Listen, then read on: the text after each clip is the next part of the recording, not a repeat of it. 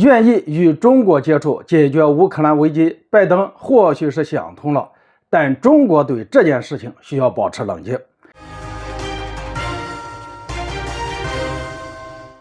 当俄罗斯在乌克兰取得的优势日益清晰且稳固之后，这意味着美国和欧洲想借俄乌战争拖垮并拆散俄罗斯的企图彻底破灭了。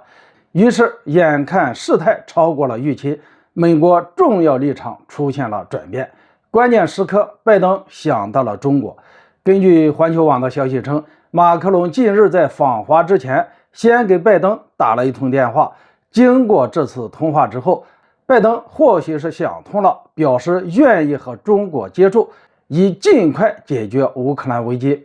至于拜登为什么能够想通，在我看来，其中主要有2个方面的考虑。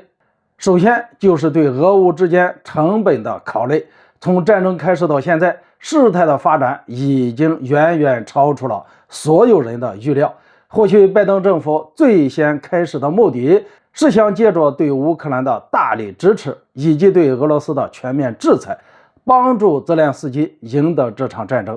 但是现在一目了然，显然是无法达成了。随着俄乌之战陷入焦灼，俄罗斯的经济非但没有拖垮，反而是逐渐摆脱了制裁的影响，开始恢复元气。反观乌克兰，胜仗没打上几场，要的援助倒是越来越多了。这种情况下，让双方继续打下去，美国得不到好处就不说了，还得成天被泽连斯基追着要钱。既然如此的话，那还不如拉中国入局，让俄乌2国走上谈判桌。另一方面，则是拜登出于自身的考虑，在对乌克兰的援助问题上，美国内部现在存在着巨大的分歧。麦卡锡成为众议院院长之后，不止一次想要撤销对乌克兰的援助。除此之外，由共和党控制的众议院还掀起了一股针对援助的热潮，要求拜登政府为乌克兰提供的援助进行监管以及调查。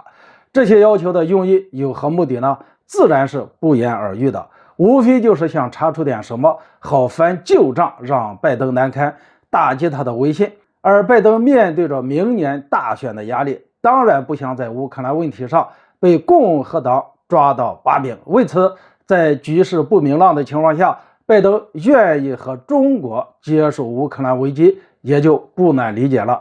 对于中国而言，能够调停俄乌战争当然是件好事，但咱们也要有所保留。毕竟一旦美国人把用在俄乌之战的精力用在中国人的身上，那么中国所面对的国际环境必然会比俄罗斯更加的恶劣。